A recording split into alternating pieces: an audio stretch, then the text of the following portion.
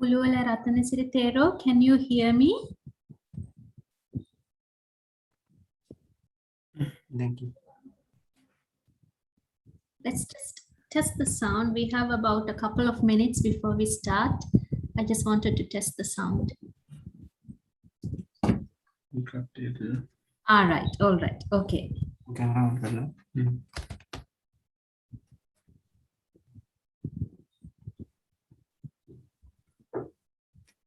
Puluwala Ratanasiri Thero, can you hear me?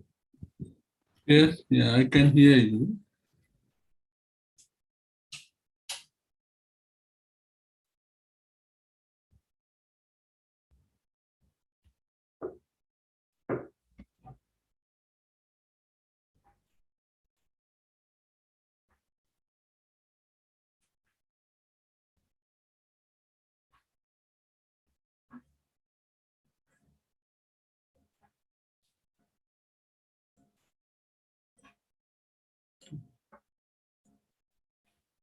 පටන් ගන්න.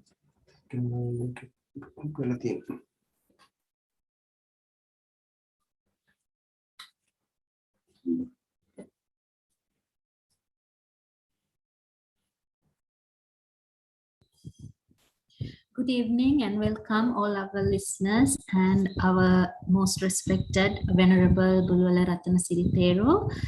We are here today to start our 8th class on Suttas. So it is time for us to start our new Sutta topic. I invite Reverend Puluwala Ratanasiri Thero to start the 8th class for today. Good evening. You are welcome to my Sutta class today.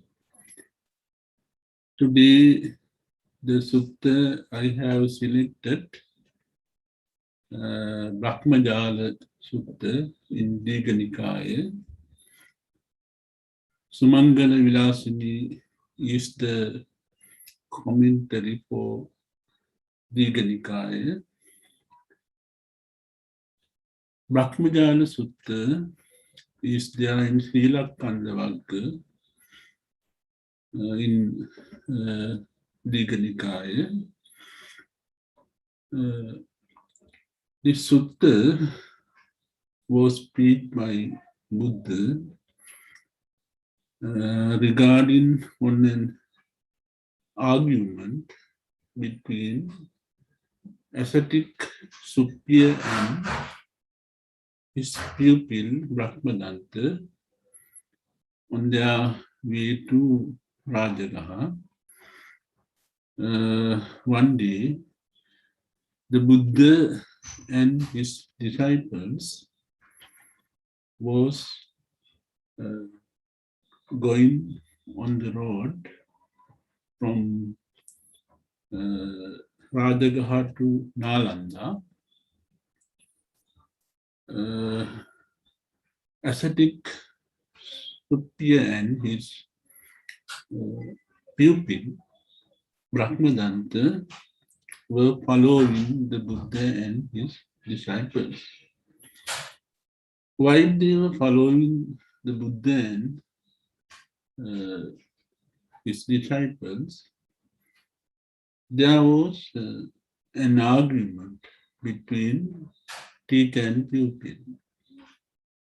Suppiya Paribhajaka, he argued on the bad qualities of the triple gems, Buddha, Dhamma and Sangha.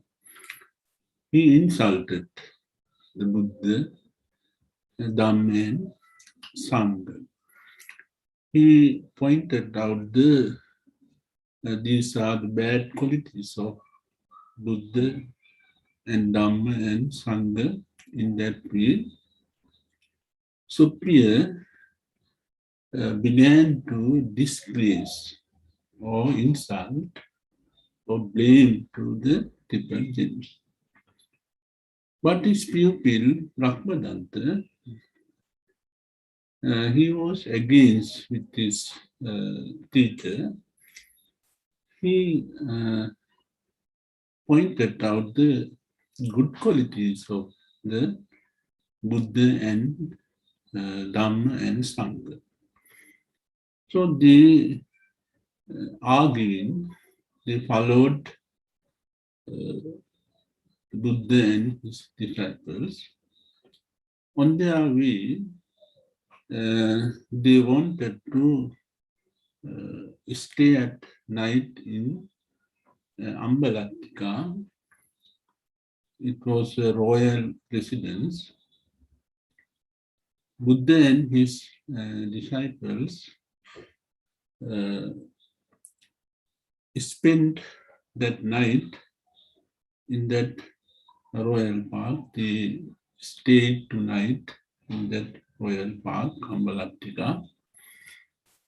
Suppiya and his student also, they also decided to spend tonight at that royal park, Ambalatika. While they were spending their time, again they began their arguments about the triple gems, Buddha, Dhamma, and Sangha. In the morning, early in the morning, in the following day, early in the morning, Buddha's disciples gathered in the hall and they began to discuss about that arguments between Suppiya and his pupil. They were discussing about how the Buddha has pointed out the differences between two persons, Nanatta Kaya, Nanatta Sanya. When we take two persons, they are different in their appearance and also in their thoughts. They are different. Buddha has showed this disparity of the of two persons. How the Buddha showed this difference or disparity of persons, superior, teacher, and pupil, it shows well. In that way, they were discussing about that argument between teacher and pupil. Buddha came in and asked, what was the subject that you were talking about? Then the bhikkhu said, we were talking about the arguments, teacher and the pupil. Then Buddha told them, if anyone talk about bad behavior or misbehavior, if anyone insults you, if anyone scold you, if anyone blame you, if you get angry with that person, Buddha asked, can you understand what does it mean? What is that person is talking? What is the aspect of that person can you understand? If any person praise you, if you have pleasure towards that person, if you have pleasant mood towards that person, can you understand what is he saying? What is praising like that? Buddha asked. The bhikkhu's answers, no, we can't understand. If we get angry or if we have a pleasant moment, if we enjoy towards that placing, we can't understand it well.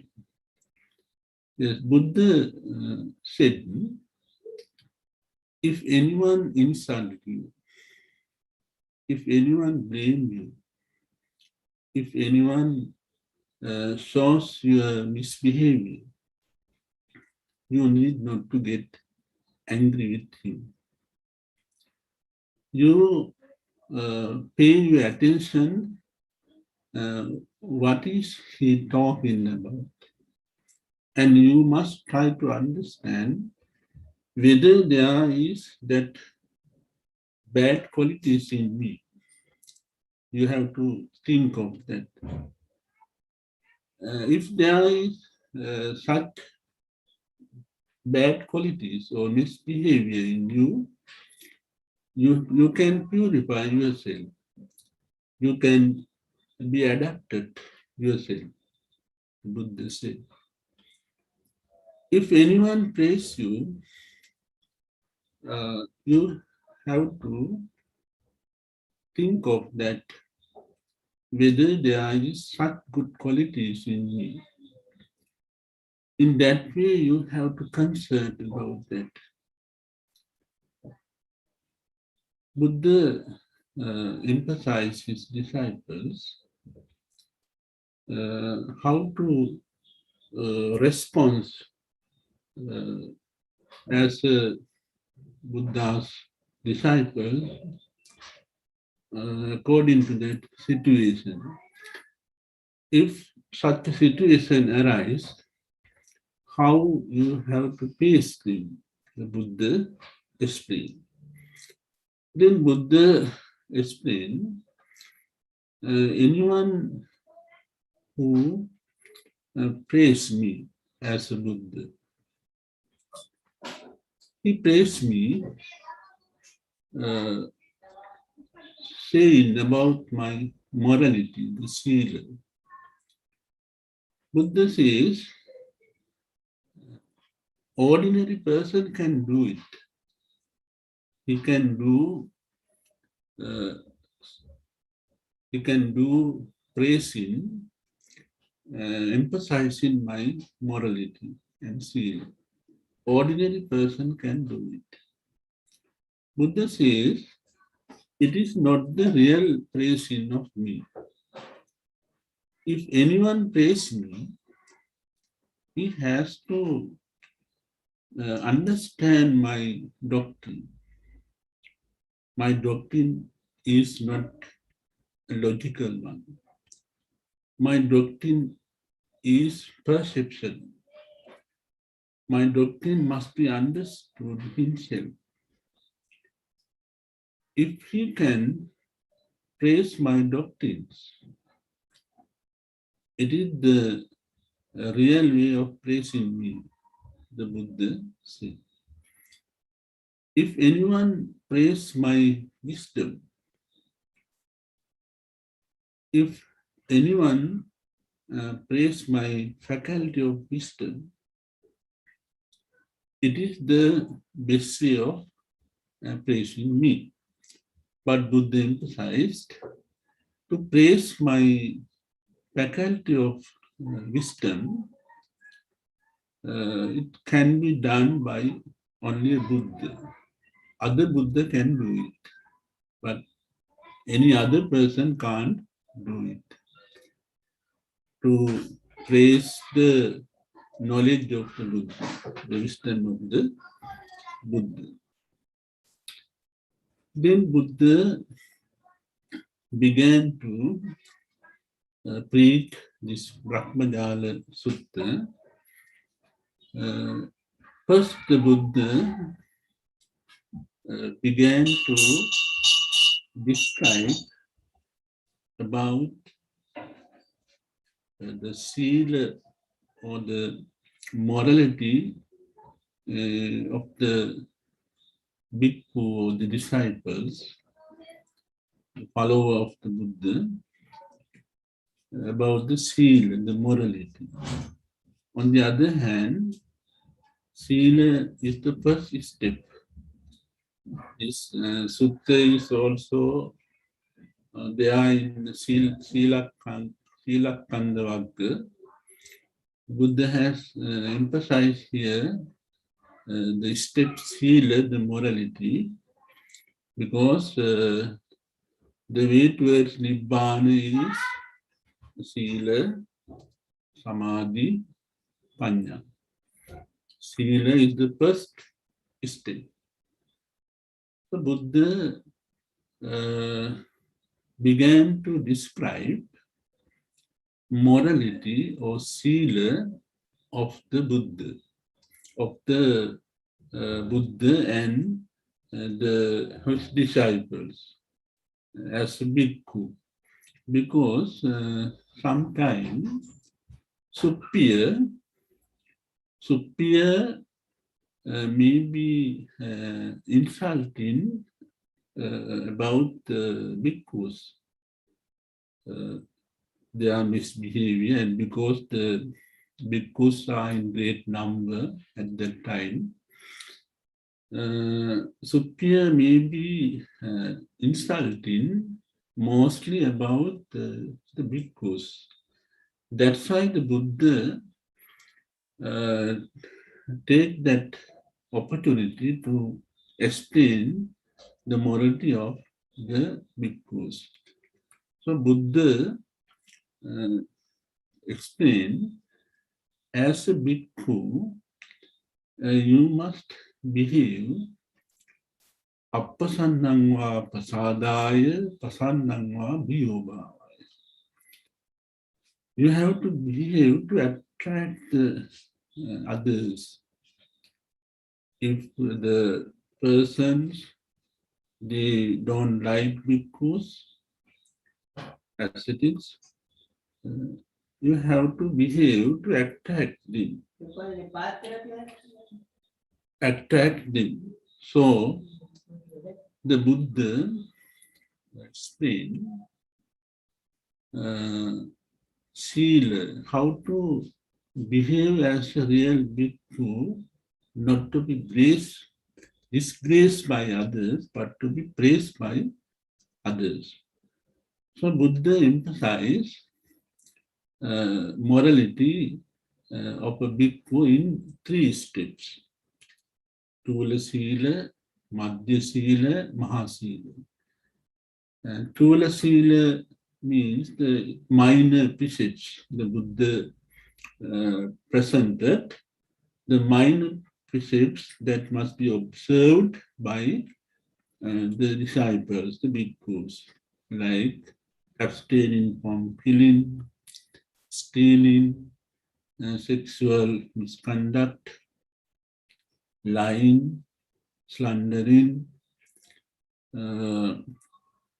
intoxication, malicious words, using malicious words, gossip, and taking message to the kings, and destroying plants, seeds. That way, bhikkhu must be abstained all those things as the wholesome deeds.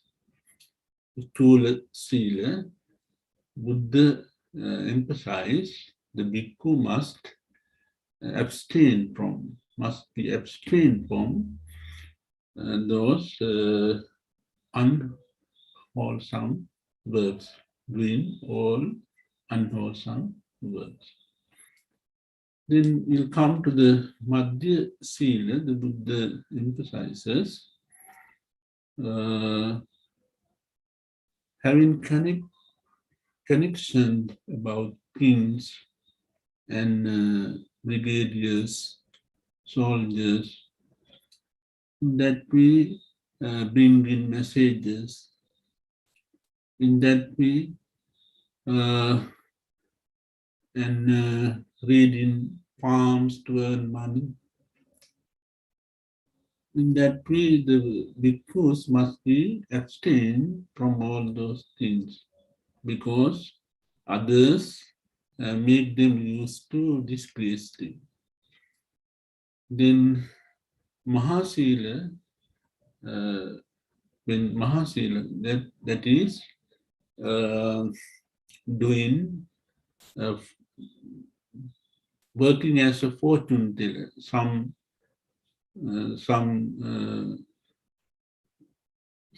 tend to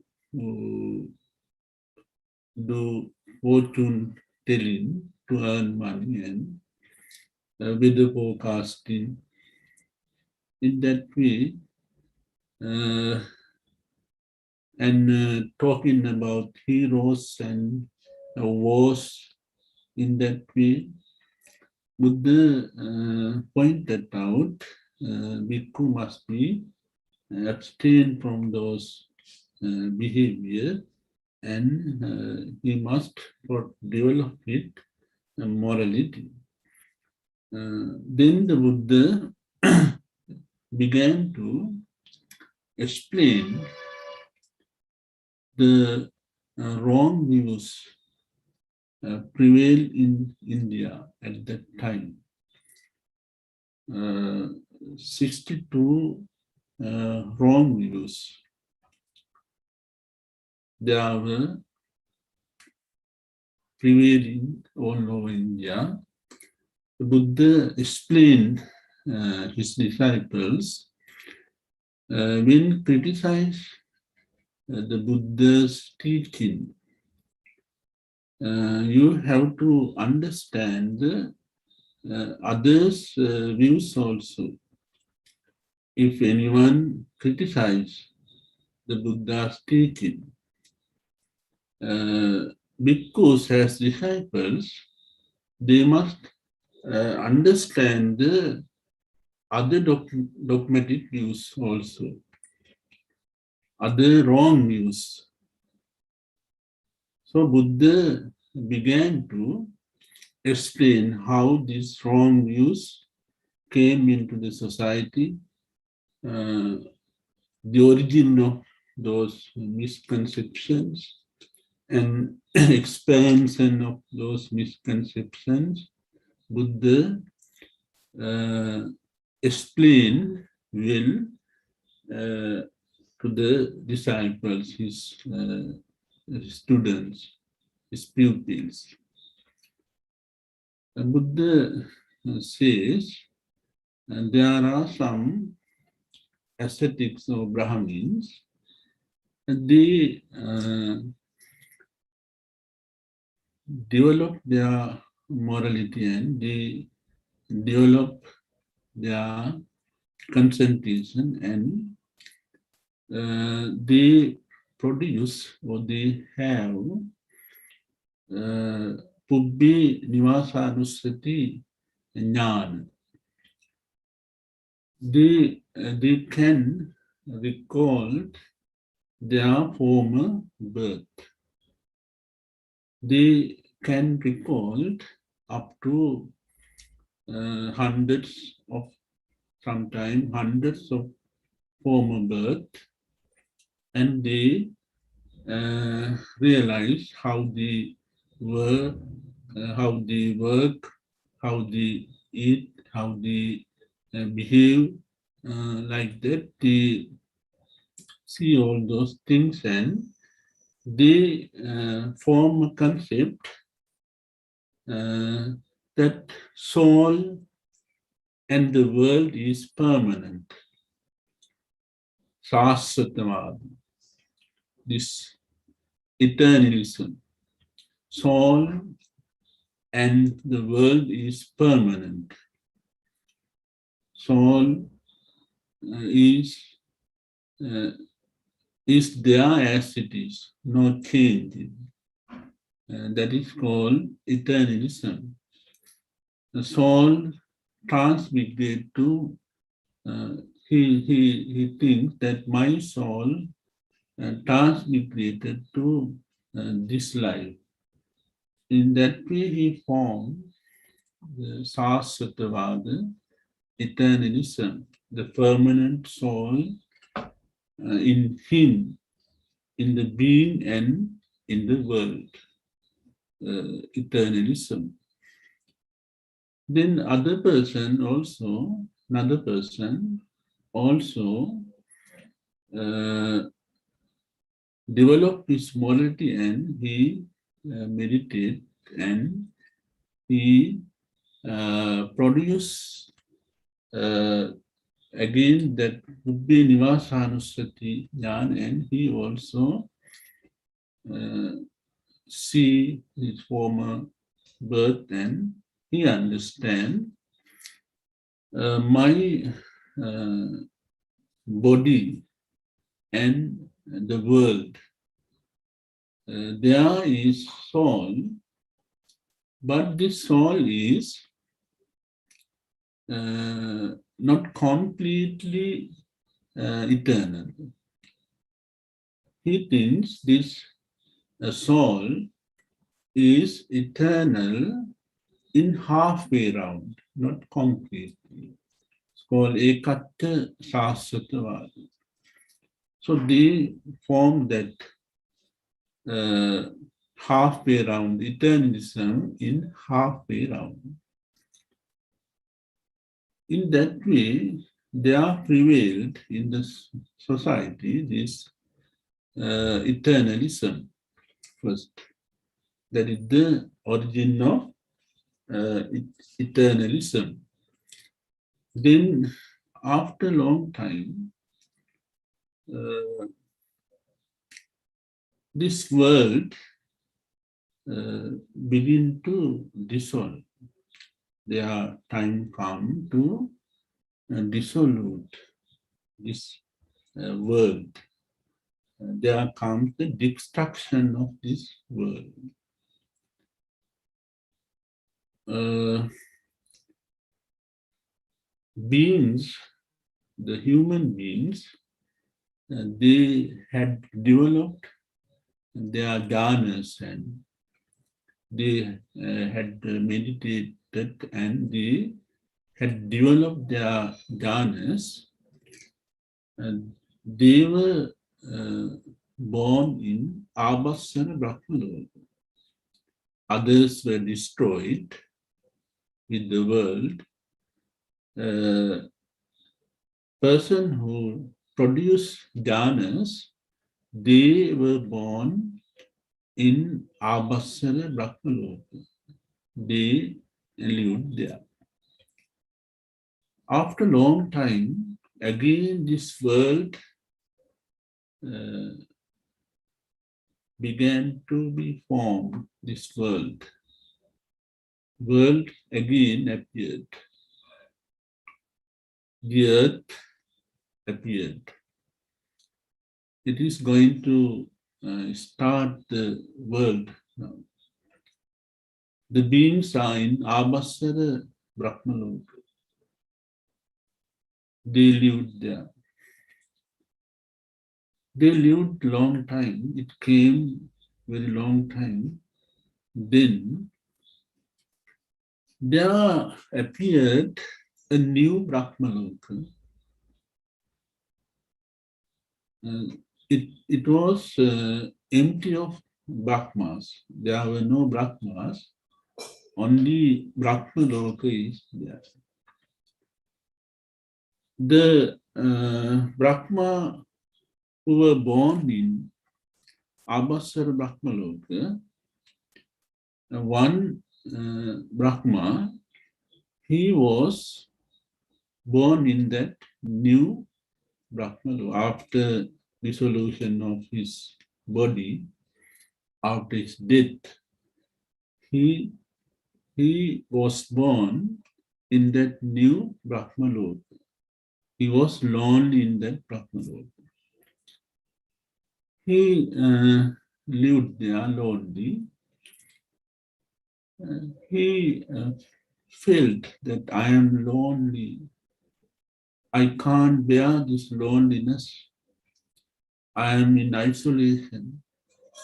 It is better to if there are other mm, beings with me, if there are other beings in this Brahmaloka, it's better I can uh, face my loneliness. I can't bear up my loneliness. In that way, he was thinking. When he was thinking in that way, uh, other Brahmas from Abhasara Brahmaloka, they died and they were born in this new Brahmaloka with that Brahma. Then, gradually, many Brahmas, they ended their lives in Abhasara Brahmaloka and they were born in this new Brahmaloka. Then the Brahmas who were born late, they thought that the Brahma who was born first in this Brahmaloka is the most powerful person. He is the creator of this world. He is the creator of us. In that way, that Brahma also feel like that other Brahmas also feels like that. Then he was known as the Mahabrahma who created this world and beings. That is the concept of Brahmanism, the Mahabrahma. So Buddha explained the origin of Brahmanism, because at that time, Brahmanism prevailed, the Issara Nirmanavada. It was the powerful authority, Brahmanas. Brahmanas, they have the powerful authority in India. So the Buddha explained the origin of that Brahmanism.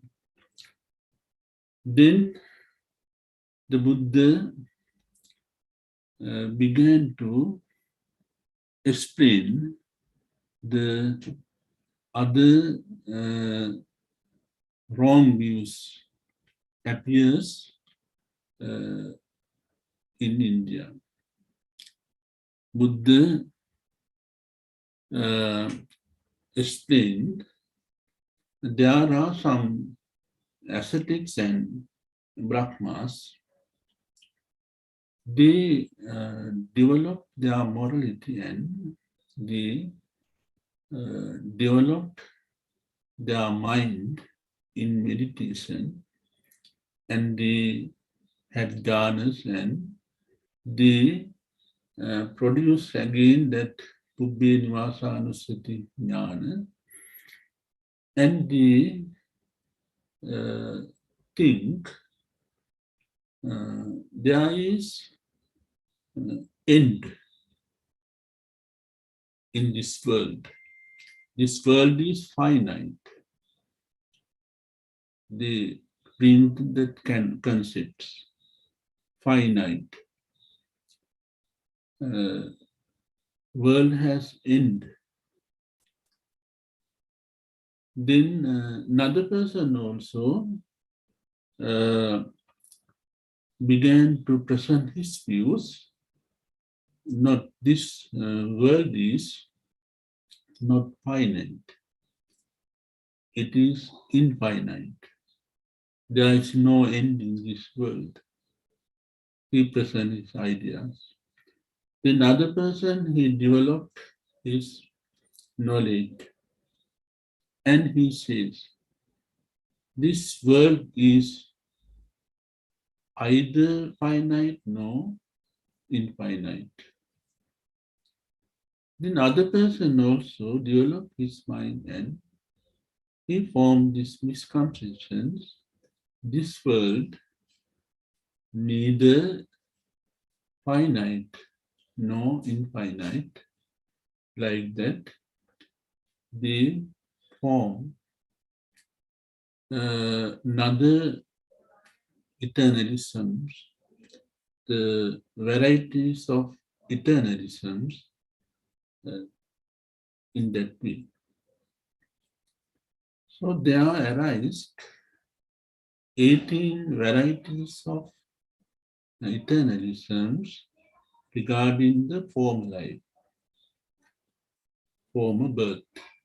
Pubbhi Nivasati Jnani, they develop Pubbhi Nivasanusati Jnani, and on regarding that, they formed 18 varieties of eternalism. Then the other persons also, they develop their mind and they began to form other conceptions also. Some person says this world and the being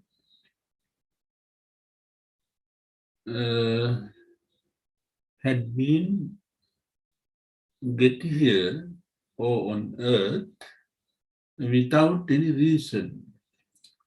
This world, space or universe, beings, they are here, they are formed without reason, by perchance. That is called Aditya Samuppanna Vada. Aditya Samuppanna Vada. Aditya Samuppanna Vada, that is the opposite of dependent origination, causality. Without any reason, perchance, by chance it happens. That is their view. That's also deal with eternalism, because these natural phenomena, they said natural phenomena, rocks, earth, rivers, and so on, they are permanent. They are not changed. In that way, they explained Aditya Samuppanna Vada. Naturally, it happens, no reason, no person to create them. In that way, they explain their misconceptions. It is called Aditya Samuppanna Vada. Then, again, there are some ascetics or Brahmins, they don't have fair knowledge about their views about the world or the soul. They did not have fair knowledge. Due to that, they form another theory or the dogmatic views called Amara Vikshepavada, skepticism, Amara Vikshepavada. If anyone asks him if there is soul inside the body of the person, he thinks he don't know about soul. He thinks if I say if there is soul in the body, the person who knows if there is no soul in the body, then they will disgrace me. they will say that I don't know, I am ignorant. So saying that, thinking that person does not answer well. He do not answer the questions. He says maybe they are so or not, may not be so, may be so or may not be so. Like eel, he get away from the questions. If this world is finite, if anyone asks, he says maybe finite, or maybe not finite. Because of his ignorance, and he want to protect his dignity and his authority, he get away from that questions like an eel that is called Amara Vikshepa Vag. If anyone asks, is there something called kusal? That person don't know about kusal. He thinks, if I say yes, there is kusal, then if there is no kusal, then I will be disgraced. I will be regarded as a fool. So I say maybe there are kusal or may not be there kusal. In that way, they answered, they are called Amara Vikshepa Vada. Then another views also came into evolve. It is called annihilation. That is Ukkedavada, annihilism, Ukkedavada. They says after the death of the person, uh, no soul or anything to be transmitted, everything ends with him.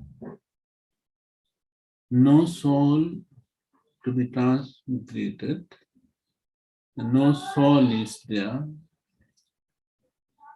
in the person or in the world, no such thing called soul, so annihilations.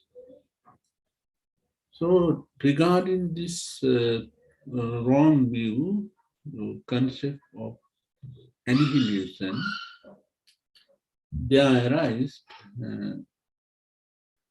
44 dogmatic views. 44 dogmatic views arise those annihilation. 18 arised due to former birth. Then altogether 62. Then the person who dealt with Ukkedava, the annihilations, they uh, began to uh, they began to uh, have a sensual pleasure because they thought that this is our only life. After that, no more life. So we have to uh, enjoy our life. We have to enjoy our life as we want. There arise another dogmatic views called Tharvakavad, Tharvaka materialism. those who believe in Karaka materialism, they did not care about kusal and akusal. Performing kusal, they said useless. If anyone perform akusal, it won't affect. So in this life, we have to enjoy our life because this is the only life that we have. So those conceptions arise in the society of India at that time. Then associating those Sasata Vada, there arise another views also.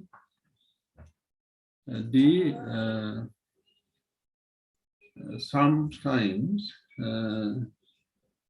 the person who believe in soul, they believe that the soul has a body, soul has faculties, senses. Soul can manipulate the life of the person. Like that, such conceptions they form about the soul. The person who believed in annihilation, they said that soul containing body. After the death, everything is destroyed, no more anything there.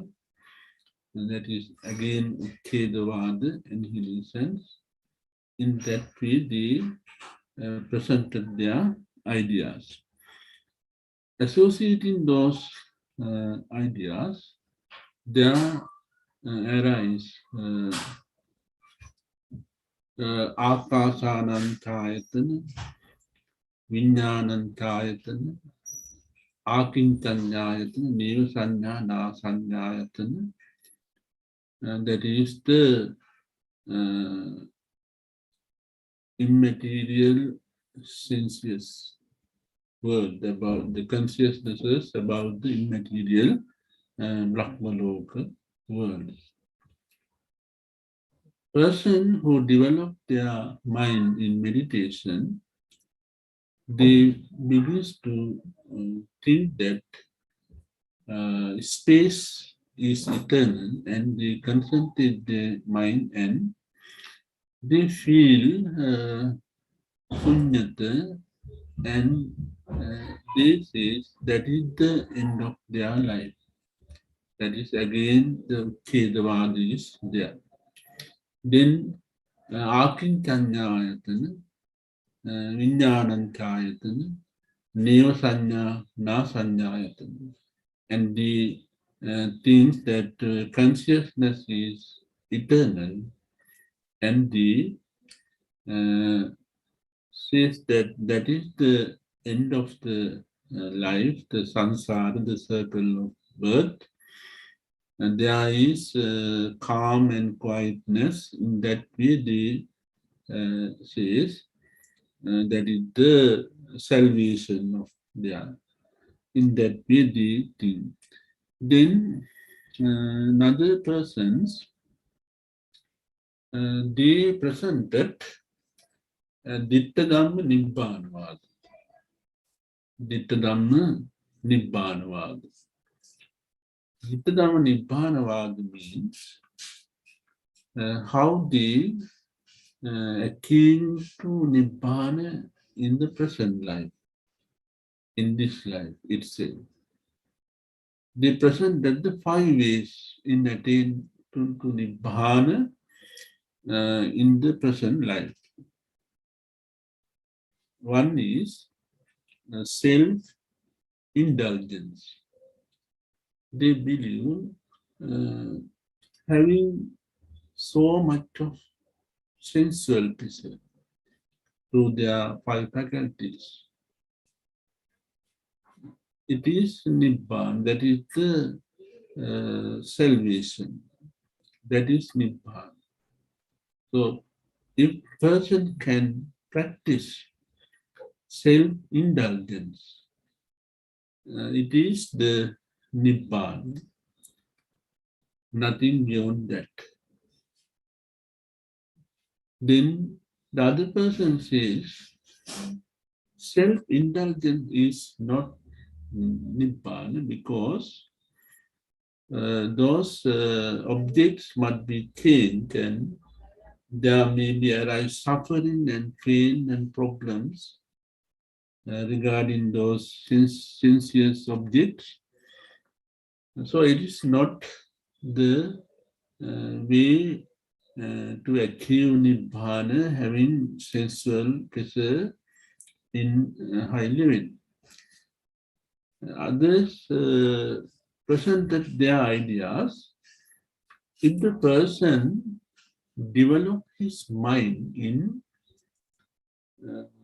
fine sensuous, fine material sensuous consciousness, Rupa Brahmaloka, Vitakka, Vichara, Piti, Sukha, Ekagata. If they can develop their mind in those absorptions, jhanas, there is sunyata, absolution, calm and quietness, that is the Nibbana. You can achieve in your present life if you develop those first jhana. Then they say, if you attain to the second jhana, piti sukha ekangata, again you can attain to Nibbana. Then sukha ekangata, again you can enter into Nibbana. Then upekka ekangata, again you can attain to Nibbana. That is the Ditta Dhamma Nibbana Vada. Within this present life, person can achieve Nibbana. We know the Buddha searched for teachers. He found Alara Kalama, Dakarama. They have developed Neva Sanyana, Sanyayatana, Akincanyayatana. We have heard about that. So in those days, before the Buddha, there were some person who developed their mind in jhanas. But they misunderstood that they have attained Nibbana. They have misunderstood. So Buddha explained all those things to his disciples and said, I understood everything. I have understood. I have percepted those every 62 dogmatic views. So, to my net of wisdom, I can cover all those dogmatic views with my net of wisdom, the Buddha explained. That is the end of the sutta. After the end of the sutta, Reverend Venerable Anand, he was very happy, wonderful and miraculous Buddha. In that way, he praised the Buddha, and then Buddha asked, what are the other names for this sutta? Buddha said, Dhammajala, another name. Buddha suggested Dhammajala. That way the Buddha suggested other more names for this sutta. Bhikkhus were very happy. They understood the dogmatic views and they understood the danger of following those dogmatic views, and they understood as bhikkhus how they behave to be praised by others and not to be disgraced by others. In that way, they understood. They were very happy. That is the end of the sutta. I explain very briefly because it is very long sutta. Anyway, I tried my best to explain you those dogmatic views prevail in India. I think today also there may be some dogmatic views in India. Anyway, I am very happy that you have listened to me carefully. Blessing of the triple gems be showered upon you. Thank you very much for listening to me. We'll meet again in our next Sutta class. Thank you very much. We come to the end of the Sutta talk on Brahmajala Sutta.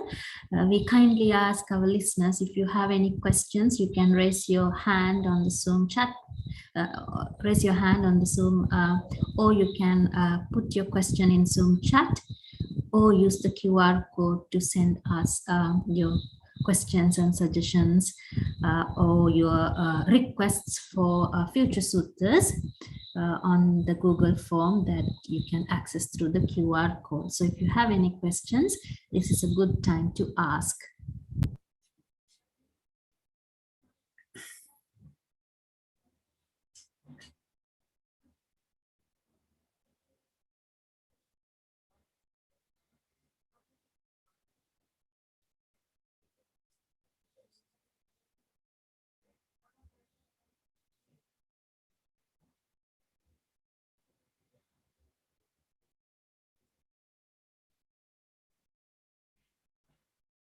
Have one question that has been sent to us through the Google form. So let me quickly see it.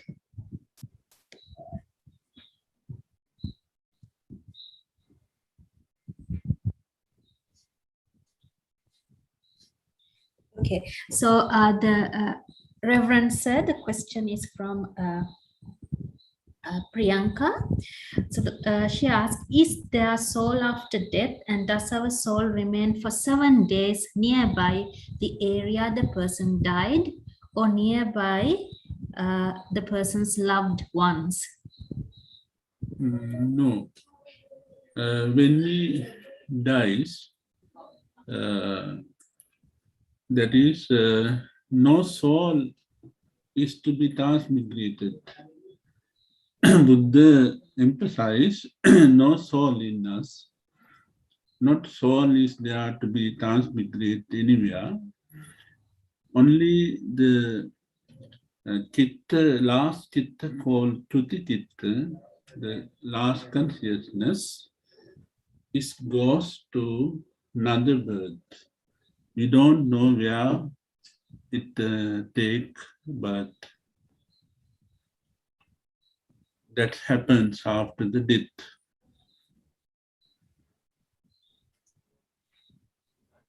Thank you, Reverend Sir. And then the next part in that form is a request for future suttas. So the request is for more suttas by Buddha to the Panchvagya bhikkhus. Are they? I'm not sure who they are. Are they the Pasvaga Mahanon or Panchvagya bhikkhus? Panchvagya bhikkhus. Panchavagya bhikkhus, Buddha preached Dhammacakkappavattana Sutta. All right. Oh, yes. Okay. So that would be Passaga Mahanono. Yes. Yeah. Now Right. we explain Yeah. that That was, sutta. yeah. That was our first sutta. So Dhammacakkappavattana Sutta was our Dhammacakkappavattana first Sutta. sutta in our first sutta class. Sutta class. Yes. So we may have an old recording of it. So in a few days' time, we will try to upload the sutta from the first lesson again. Right. So that's all the questions on the Google form. If does anybody have questions who are with us on Zoom? If you have any questions, you can ask the question through chat or simply unmute your microphone and ask us.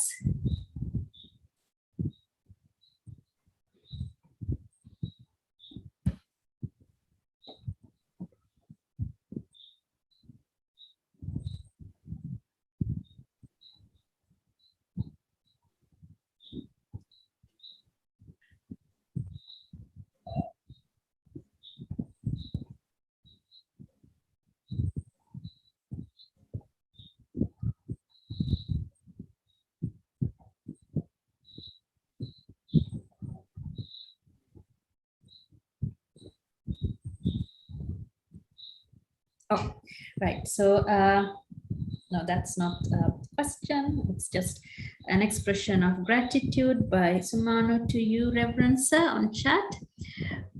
So if there are no questions, then we will meet again next week in our 9th Sutta class.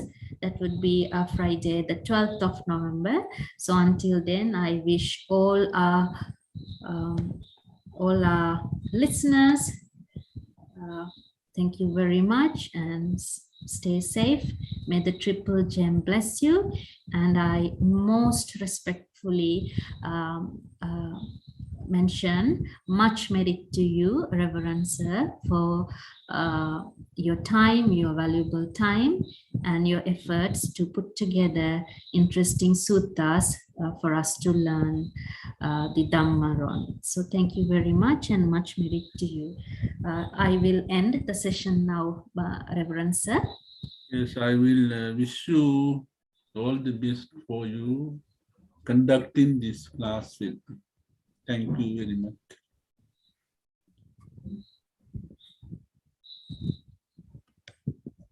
So let's end the meeting now.